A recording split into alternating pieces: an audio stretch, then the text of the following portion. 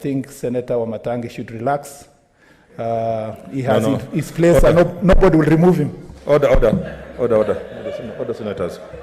Order, senators. I think what we are saying, order, Senator Wamatangi. I don't want it to become an exchange between the two of you. No. Order, Senator Wamatangi. Order, Senator Wamatangi. You are a leader. I hope you don't want to talk about that. Okay, Senator Wamatangi, don't talk about because we cannot continue. Since the time when we gave the senator for Elgeyo Marakwet, my very good friend, and Mr. Speaker, you have heard the senator saying on record here that I'm the one who gave you my wife.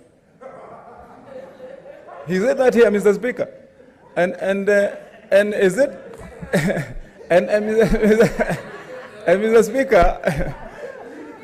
So Mr. Speaker, now, Mr. Speaker, I just wanted to be on record, Mr. Speaker, that there is no maiden speech that the senator for Kiambu is making in this house.